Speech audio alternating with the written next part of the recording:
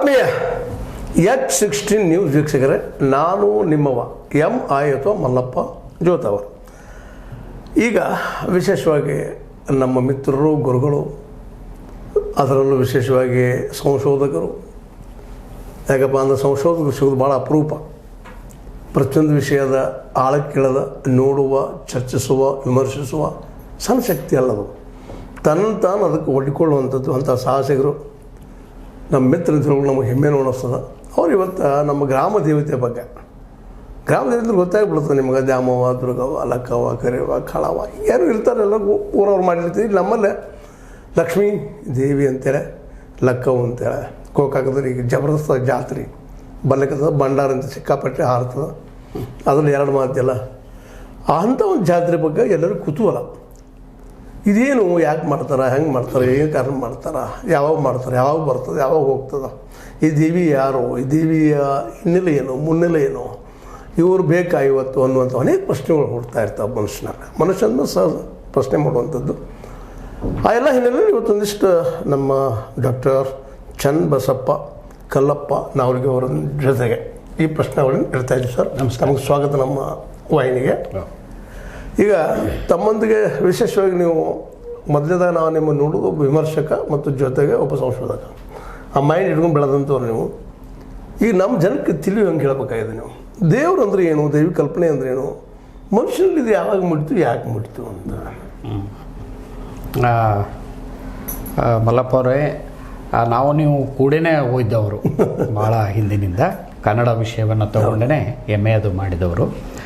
ತಾವು ಹೇಳಿದ ಹಾಗೆ ವಿಮರ್ಶೆ ಕಡೆಗೆ, ಸಂಶೋಧನೆ ಕಡೆಗೆ ನನಗೆ ಮೊದಲಿನಿಂದ ಒಲವಿರುವಂಥದ್ದು. ಜಾನಪದ ಅಧ್ಯಯನ, ವಚನ ಸಾಹಿತ್ಯ ಇದೆಲ್ಲ ಮಾಡ್ತಾ ಬಂದಿರೋದು.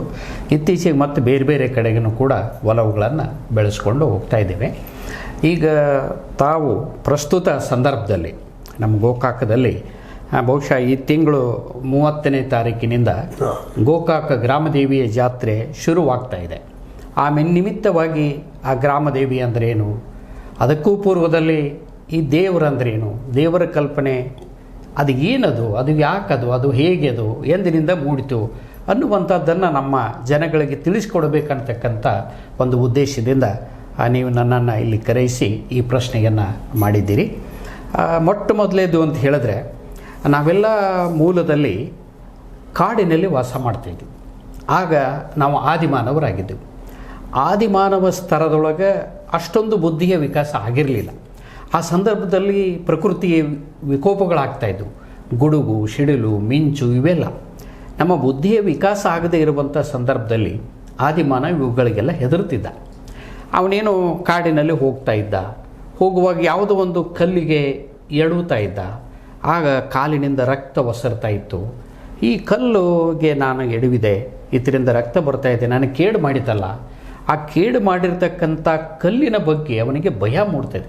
ಆ ಭಯದಿಂದಾಗಿ ಅವನು ಏನು ಅಂದ್ಕೊಳ್ತಾನೆ ಅಂತ ಹೇಳಿದ್ರೆ, ಇನ್ನೊಂದು ಸಲ ನಾ ಬರುವಾಗ ಇದು ನನಗೆ ಈ ಥರ ಕೇಡು ಉಂಟು ಮಾಡದಿರಲಿ ಅಂತ ತಿಳ್ಕೊಂಡು ಅವ ತನ್ನ ಭಯದ ಹಿನ್ನೆಲೆಯೊಳಗೆ ಅದರ ಬಗ್ಗೆ ಭಕ್ತಿಯ ಭಾವನೆಯನ್ನು ತಾಳ್ಬಿಡ್ತಾನೆ, ಕೈ ಮುಗಿತಾನೆ ಅಂತ ಇಟ್ಕೊಳ್ಳಿ. ಆಗ ಆ ಕಲ್ಲು ಕೂಡ ದೇವರಾಗ್ತದೆ. ಹಾಗೆ ಮುಂದಕ್ಕೆ ಹೋಗ್ತಾನೆ, ಯಾವುದೋ ಒಂದು ಗಿಡದ ತಪ್ಪಲು ಸಿಗ್ತದೆ, ಅದನ್ನು ತಿಕ್ಕಿ ಏನೋ ಅದಕ್ಕೆ ಗಾಯಕ್ಕೆ ಹಚ್ಚಿಬಿಡ್ತಾನೆ. ಆ ಗಾಯ ನಿವಾರಣೆ ಆಗಿಬಿಡ್ತದೆ. ಹಾಗಾದ್ರೆ ಈ ಗಿಡದ ತಪ್ಪಲು, ಈ ಗಿಡ ನನಗೆ ಒಳ್ಳೆಯದನ್ನು ಮಾಡ್ತದೆ ಅಂತ ಹೇಳಿ ಅದಕ್ಕೆ ಕೈ ಮುಗಿತಾನೆ ಅಂತ ಇಟ್ಕೊಳ್ಳಿ. ಆಗ ಅದು ದೇವರಾಗಿಬಿಡ್ತದೆ. ಹಿಂಗೆ ಕಲ್ಲು, ಮಣ್ಣು, ಮರ ಯಾವುದು ಆತನಿಗೆ ಕೇಡನ್ನುಂಟು ಮಾಡಿದೆಯೋ ಇನ್ನೊಂದು ಸಲ ಕೇಡು ಮಾಡದಿರಲಿ ಅಂತ ತಿಳ್ಕೊಂಡು ಅದಕ್ಕೆ ಕೈ ಮುಗಿತಾನೆ ಭಯದ ಹಿನ್ನೆಲೆಯೊಳಗೆ. ಆಮೇಲೆ ಒಳ್ಳೆಯದನ್ನು ಮಾಡತಕ್ಕಂಥದ್ದರ ಕುರಿತಂತೂ ಆತ ಅದನ್ನೇ ಒಂದು ದೇವರು ನನಗೆ ಒಳ್ಳೆಯದು ಮಾಡಿದೆ ಅಂತ ತಿಳ್ಕೊಂಡು ಅವನು ಆ ಕಲ್ಪನೆಯನ್ನು ತಾಳ್ತಾನೆ. ಒಟ್ಟಾರೆ ನೀವು ಹೇಳೋದೇನಪ್ಪ ಅಂದ್ರೆ, ಒಟ್ಟಾರೆಯಾಗಿ ಒಳ್ಳೆಯದನ್ನು ಮಾಡಿದಾಗ ದೇವರು, ಕೆಟ್ಟದ್ದಾದಾಗ ಅದ್ರ ಅಪೋಸಿಟ್ ದೆವ್ವ ಅಂತೂ ಅನ್ಬೋದೇನೋ. ಅದಕ್ಕೆ ದೆವ್ವ ಅಂತ ಆ ಸಂದರ್ಭದಲ್ಲಿ ಅವನಿಗೆ ಆ ಕಲ್ಪನೆ ಬರಲಿಕ್ಕಿಲ್ಲ, ಇನ್ನೊಂದು ಸಲ ಹಿಂಗೆ ಮಾಡದಿರಲಿ ಅಂತೇಳಿ. ಯಾಕಂದ್ರೆ ನಾವು ಕೆಟ್ಟವರಿಗೆ ಮೊದಲು ಕೈ ಮುಗಿತೀವಿ, ಒಳ್ಳೆಯವರಿಗಿಂತಲೂ ನಮಗೇನು ಮಾಡಬೇಡಪ್ಪ, ಏನು ಅನ್ಬೇಡಪ್ಪ ಅಂತೇಳಿ ಕೈ ಮುಗಿದು ಯಾಕಪ್ಪ ಅವನ ಬಗ್ಗೆ ಇದಂತೇಳಿ ಹಂಗೆ ಅವನಿಗೆ ಆ ಭಾವನೆ ಬಂದಿರಬೇಕು. ಒಟ್ಟು ಆದಿಯಿಂದ ಅಂದ್ರೆ ವಿಕಾಸವಾದ ನೆಲೆಗಟ್ಟಿನಲ್ಲೇ ಇದೊಂದು ಬದಲಾವಣೆ ಆಗಿದೆ ಅಂತ ನಿಮ್ಮ ಅನುಭವ ಅನಿಸ್ತದೆ. ಅಂದರೆ ಅವನಿಗೆ ಭಯ ಮೂಡಿತು. ಆ ಭಯದಿಂದಾಗಿ, ಭಯದ ಹಿನ್ನೆಲೆಯೊಳಗೆ ಆತನಿಗೆ ಈ ದೈವೀ ಕಲ್ಪನೆ ಅನ್ನತಕ್ಕಂಥದ್ದು ಅದರ ಮೇಲೆ ನಂಬಿಕೆ ಇಟ್ಟದ್ರಿಂದ ಹುಟ್ಕೊಂಡಿತು. ಭಯದ ಹಿನ್ನೆಲೆಯೊಳಗೆ ಈ ನಂಬಿಕೆಯ ಮೂಲಕವಾಗಿ ಈ ದೇವರ ಸೃಷ್ಟಿ ಆಯಿತು ಅಂತ ನಾನು ಭಯದಿಂದ ಭಕ್ತಿ ಬರ್ತಿದೆ. ಭಯ ಭಕ್ತಿ ಆ ಶಬ್ದಗಳು ಜೋಡಿಯಾಗಿನೇ ಬಂದುಬಿಡ್ತೇವೆ. ಭಯದಿಂದ ಭಕ್ತಿ ಅವನಲ್ಲಿ ಮೂಡಿತು. ಆಗ ಬುದ್ಧಿಯ ವಿಕಾಸ ಆದಂಗೆ ಅದನ್ನು ಗುಡಿ ಕಟ್ಟಿದ್ನೋ, ಪೂಜೆ ಮಾಡಿದ್ನೋ, ಪ್ರಾರ್ಥನೆ ಮಾಡಿದ್ನೋ, ಇವೆಲ್ಲ ಬೆಳೀತಾ ಬಂದಿವಂತ. ಆಗ ಅವನು ಮೊಟ್ಟ ಮೊದಲು ಬೇಟೆ ಆಡ್ತಿದ್ದ, ಆಮೇಲೆ ವ್ಯವಸಾಯ ಮಾಡ್ತಿದ್ದ. ಆಗ ದೈವಿ ಕಲ್ಪನೆಯೂ ಕೂಡ ಅವನ ಬೆಳವಣಿಗೆಯೊಡನೆ ಅದು ಹೆಚ್ಚಾಗ್ತಾ ಬಂತು ಅಂತ ನನ್ನ ತಿಳುವಳಿಕೆ. ಅಡ್ಡಿಲ್ಲ. ಈಗ ಇನ್ನೊಂದು ಎರಡನೇ ಪ್ರಶ್ನೆ, ಸಹಜವಾಗಿ ಈ ಕುಟುಂಬದಿಂದ ಸಮಾಜ ಆಯಿತು, ಸಮಾಜದಿಂದ ಊರಾಯಿತು, ಹಳ್ಳಿ ಆಯಿತು, ಸಂಸ್ಥೆಗಳಾಗ್ತಾ ಬಂದು ಈ ಗ್ರಾಮಗಳು ಉಟ್ಕೊಂಡು ಅನ್ನೋದು ಅಷ್ಟು ಸತ್ಯ. ಆ ಗ್ರಾಮ ದೇವತೆ ಇವ ವಿಷಯಗಳ ಗ್ರಾಮ ದೇವತೆಗಳಾದವು ಅಂತ ನಿಮ್ಮ ಹಾಗೇನೆ ಹೇಳೋದು ಅದನ್ನ. ಈಗ ಒಂದು ಗ್ರಾಮದ ಕಲ್ಪನೆ ಆತನಿಗೆ ಬಂತು ಅಂತ ಹೇಳಿದ್ರೆ, ಒಂದು ಸಮುದಾಯದ ಕಲ್ಪನೆ, ಒಂದು ಗ್ರೂಪ್ ಕಲ್ಪನೆ ಬಂದಾಗ ಮನೆಗಳನ್ನು ಕಟ್ಟುವುದು, ಶೆಡ್ ಅಂತೇನ್ರಿ, ಮನೆಯನ್ನು ಕಟ್ಟೋದಕ್ಕೆ ಶುರು ಮಾಡ್ತಾನೆ. ಅದಕ್ಕೂ ಪೂರ್ವದಲ್ಲಿ ನನ್ನ ಮನೆ ಚೆನ್ನಾಗಿರಬೇಕಾದ್ರೆ, ಚೆನ್ನಾಗಿರಬೇಕಾದ್ರೆ, ನನ್ನ ಮಕ್ಕಳು ಚೆನ್ನಾಗಿರಬೇಕಾದ್ರೆ, ಮತ್ತು ಇವನು ಮೊದಲು ಕೃಷಿ ಮಾಡ್ತಾ ಇದ್ದಿಲ್ಲ, ನನ್ನ ಪ್ರಾಣಿಗಳು ಚೆನ್ನಾಗಿರಬೇಕಾದ್ರೆ, ನಾನು ಬೆಳೆದಂಥ ಬೆಳೆ ಯಾವುದೇ ರೋಗ ಬಾರದೆ ಚೆನ್ನಾಗಿರಬೇಕಾದ್ರೆ, ಅದಕ್ಕಾಗಿ ಈ ದೇವರನ್ನು ಯಾಕೆ ಇದನ್ನು ಮಾಡಬಾರ್ದು ಅಂತ ತಿಳ್ಕೊಂಡು ತಾನು ಊರು ಕಟ್ಟುವ ಮೊದಲು ಅಲ್ಲಿ ದೇವರು ಒಂದು ಕಲ್ಲನ್ನೇ ಪೂಜೆ ಮಾಡ್ತಾನೆ. ಮೊದಲು ಬಯಲಲ್ಲಿ ಒಂದು ಕರಿ ಕಲ್ಲು ಇರ್ಬೋದು, ಯಾವುದೇ ಇರ್ಬೋದು, ಆ ಕಲ್ಲನ್ನು ಪೂಜೆ ಮಾಡಿದ. ಆ ಪೂಜೆ ಮಾಡಿರ್ತಕ್ಕಂಥ ಆ ಕಲ್ಲೇ ಊರಿಗಿಂತ ಮೊದಲದು ಅಂದಾಗ ಅದೇ ಗ್ರಾಮ ಅಂದರೆ ಹಳ್ಳಿ ಅಂತೇವೆ ನಾವು.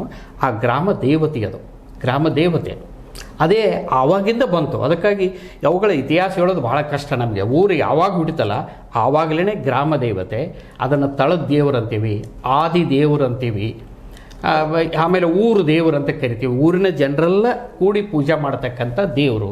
ಈ ಕಲ್ಪನೆ ಆಗಿನಿಂದನೇ ಬಂತು. ಅದೇ ಸಂದರ್ಭದಲ್ಲಿ ದ್ಯಾಮವ್ವನ ಕಲ್ಪನೆ ಬಂತು. ಅದು ದ್ಯಾಮವ್ವ ಅನ್ನೋ ಶಬ್ದ ಹೆಂಗೆ ಹುಟ್ಟಿತು? ದ್ಯಾಮವ್ವ ಅಂತಂದರೆ ಗ್ರಾಮದೇವಿ ಅನ್ನೋದು ಒಂದಿದು. ಅದು ಮೂಲದಲ್ಲಿ ಈ ದ್ಯಾವಮ್ಮ ಅಂತ ಕರಿತೀವಿ ನಾವು, ದ್ಯಾವಮ್ಮ ಅಥವಾ ದೇವಮ್ಮ. ಆ ದ್ಯಾವಮ್ಮ ಅನ್ನೋದ್ರೊಳಗಿನ ದೇವರು ಅನ್ನೋ ಹೆಸರಿದೆ. ಆ ದೇವರೇ ದ್ಯಾವಮ್ಮ ಆಗಿದೆ. ಮುಂದೆ ಅದನ್ನು ದ್ಯಾಮವ್ವ ಅಂತ ಕರಿತೀವಿ. ಈ ಅಕ್ಷರ ಪಲ್ಲಟ್ಟವಂತಲ್ಲ ಹಂಗೆ. ಇವತ್ತು ನಾವು ದೇಮವ್ವ ಅಥವಾ ದ್ಯಾಮವ್ವ ಅಂತ ಕರಿತೀವಲ್ಲ, ಮೂಲದಲ್ಲಿ ದ್ಯಾವಮ್ಮ ಅವಳು. ದೇವರೇ ದ್ಯಾವಮ್ಮ, ಅಮ್ಮ, ತಾಯಿ. ಅದಕ್ಕಾಗಿ ಅಮ್ಮ, ತಾಯಿ, ನನಗೆ ಒಳ್ಳೆಯದು ಮಾಡು, ನನ್ನ ಪ್ರಾಣಿಗಳನ್ನು ರಕ್ಷಿಸು, ನನ್ನ ಬೆಳೆಯನ್ನು ರಕ್ಷಿಸು ದೇವಿಯಲ್ಲಿ ನಾವು ಕೇಳ್ಕೊಳ್ತೀವಿ. ಹಾಗಾಗಿ ಆ ದ್ಯಾವಮ್ಮ ಮೂಲ. ಆಮೇಲೆ ದ್ಯಾಮವ್ವ, ದೇಮವ್ವ ಅಂತ ನಾವು ಕರಿತೀವಿ. ಅಂದರೆ ವಿಶೇಷವಾಗಿ ಈ ಪ್ರತಿಯೊಂದು ಹಳ್ಳಿ ಅಥವಾ ಗ್ರಾಮ ಇವುಗಳ ಗ್ರಾಮ ದೇವತೆಯಿಂದ ಬರ್ತಾ ಇದ್ದಾವ. ಹಂಗೆ ಗೋಕಾಕ್ ಒಂದು ಗ್ರಾಮ ಒಂದು ಕಾಲಕ್ಕೆ. ಹೌದು. ಆ ಗೋಕಾಕ್ ಗ್ರಾಮದಲ್ಲಿ ಇಲ್ಲಿ ಎಲ್ಲ ಕಡೆ ಒಬ್ಬೊಬ್ಬರು ದ್ಯಾಮವ್ವ ಅಥವಾ ದುರ್ಗವ್ವ ಇದ್ರೆ ಇಲ್ಲಿ ಇಬ್ಬರು ದ್ಯಾಮವ್ವಗಳು ಬರ್ತಾರೆ. ಹೌದೌದು. ಈ ಇಬ್ಬರು ದೇವತೆಗಳು ಇವರು ಯಾಕೆ ಬಂದರು, ಏನಾದ್ರು ಇದು ಬಹಳ ಸ್ವಾರಸ್ಯಕರವಾದಂಥ ಸಂಗತಿ. ನನಗೆ ತಿಳಿದ ಮಟ್ಟಿಗೆ ಕರ್ನಾಟಕದಲ್ಲಿ ಯಾವುದೇ ಹಳ್ಳಿಗೆ ಹೋಗಿ ಆ ಹಳ್ಳಿ ಒಳಗೆ ಒಬ್ಬಾಕಿ ದ್ಯಾಮವ್ವ ಅಂತ ಇರ್ತಾಳೆ, ಇನ್ನೊಬ್ಬ ದುರ್ಗವ್ವ ಅಂತ ಇರ್ತಾಳೆ. ದುರ್ಗವ್ವ ಅಂತ ಹೇಳಿದ್ರೆ ಶಕ್ತಿಯ ರೂಪ. ಅದು ದುರ್ಗವ್ವ, ದ್ಯಾಮವ್ವ ಇಬ್ಬರು ಇರ್ತಾರೆ. ಆದರೆ ನಮ್ಮ ಗೋಕಾಕದಲ್ಲಿ ಇಬ್ಬರು ದ್ಯಾಮವ್ವರು. ಹಾಗಾದ್ರೆ ಇಬ್ಬರು ದ್ಯಾಮವ್ವ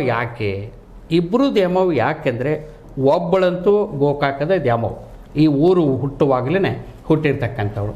ಇನ್ನೊಬ್ಬಳು ಹೇಗೆ ಅಂತ ಕೇಳಿದ್ರೆ ಅದನ್ನು ನಾವು ತಾರ್ಕಿಕ ನೆಲೆಯೊಳಗೆ ಗುರುತಿಸ್ಕೊಳ್ಬೇಕಾಗ್ತದೆ. ಏನು ಅಂತ ಹೇಳಿದ್ರೆ, ಈಗ ಮೂಲದಲ್ಲಿ ಒಬ್ಬಳು ದ್ಯಾಮವ್ವ ಇರ್ತಾಳೆ. ಆಮೇಲೆ ಈ ದ್ಯಾಮವ್ವ ಕಲ್ಪನೆ ಬಂದು ಅವಳಿಗೆ ಏನೋ ಒಂದಿಷ್ಟು ಗುಡಿ ಮಾಡಿಕೊಂಡು ಪೂಜೆ ಪುನಸ್ಕಾರ ಎಂದಿನಿಂದ ಮಾಡ್ತಾ ಬಂದಿದ್ದೇವೆ. ಬಹುಶಃ ಸಾವಿರಾರು ವರ್ಷಗಳಾಗಿರ್ಬೇಕು ಸರ್. ಯಾಕಂತಂದರೆ ಪಂಪ ಭಾರತದಲ್ಲಿ ಜಾತ್ರೆ ಉಲ್ಲೇಖ ಇದೆ, ಯಶೋಧರ ಚರಿತೆಯಲ್ಲಿ ಬರ್ತದೆ, ಸಮಯ ಪರೀಕ್ಷೆಯಲ್ಲಿ ಬರ್ತದೆ. ಸಾವಿರಾರು ವರ್ಷಗಳ ಹಿಂದೆಯೇ ಈ ದೇವರುಗಳ ಕಲ್ಪನೆ ಇದೆ. ಕಾಳಿ, ಮಾರಿ, ಮಸನಿ, ದುರ್ಗಿ, ದ್ಯಾಮವ್ವ ಇವೆಲ್ಲ ಶಕ್ತಿ ದೇವತೆಗಳು, ಸ್ತ್ರೀ ದೇವತೆಗಳು, ಇವೆಲ್ಲ ಅಷ್ಟು ಹಿಂದಿನಿಂದನೇ ಅವೆಲ್ಲ ಬಂದಿರತಕ್ಕಂಥವು.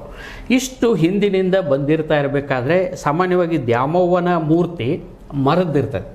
ದೇವರುಗಳು ಲೋಹದ್ದೋ ಮರದ್ದೋ ಮಣ್ಣಿಂದ ಇರ್ತಾವೆ. ನನಗೆ ತಿಳಿದ ಮಟ್ಟಿಗೆ ದ್ಯಾಮವ್ವನ ಮೂರ್ತಿ ಮರದ್ದು ಅಥವಾ ಕಟ್ಟಿಗೆಯದ್ದು ಇರ್ತದೆ.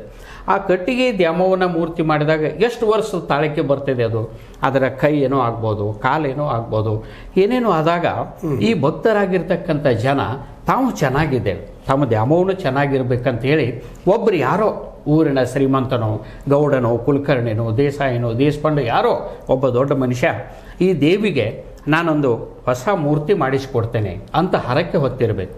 ಹರಕೆ ಹೊತ್ತ ಪ್ರಕಾರ ಇನ್ನೊಂದು ಮರದ ಮೂರ್ತಿಯನ್ನು ಅವಳ ತರದೇ ಒಂದು ಮಾಡಿಸ್ತಾನೆ. ಮಾಡಿಸಿ ಆಮೇಲೆ ಮೊದಲೇನು ಇರ್ತಾಳಲ್ಲ ಆಕೆ ಸ್ವಲ್ಪ ಶಿಥಿಲಾಗಿರ್ತಾಳೆ, ಅವಳನ್ನು ತೆಗೆದು ಬೇರೆ ಕಡೆ ಇಡೋ ಧೈರ್ಯ ಯಾರಿಗೂ ಆಗೋದಿಲ್ಲ. ಯಾಕಂದ್ರೆ ಆಕೆ ದೇವರು, ಅವಳು ಅಲ್ಲೇ ಇರಲಿ. ಆಮೇಲೆ ಹೊಸದೇನ ಅವಳ ಪರವಾಗಿ ಮಾಡಿಸಿರ್ತಾನಲ್ಲ ಅದನ್ನು ಪಕ್ಕದಲ್ಲಿ ಇಟ್ಟ.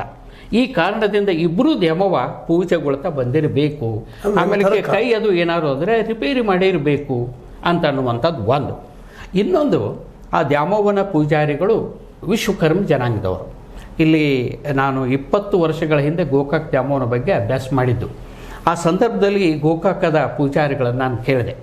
ಅವರು ಮಾಲ್ದಿನಿ, ವೆಂಕಪ್ಪ ಮಾಲ್ದಿನಿ ಅಂತ ಇದ್ರು, ಅವರು ಈಗೂ ಇರ್ಬೋದು. ಅವರೇನು ಹೇಳಿದರು ಅಂದರೆ, ಸರ್ 200-300 ವರ್ಷಗಳ ಹಿಂದೆ ನಾವು ಬೇರೆ ಊರಾಗಿದ್ದೀವಿ. ಯಾವ ಊರು ಅಂತ ಅವ್ರಿಗೆ ಗೊತ್ತಿಲ್ಲ. ಅವ್ರು ಹಿರಿಯರು ಹೇಳ್ತಿದ್ದರಂತ ಅವ್ರ ಮುಂದೆ.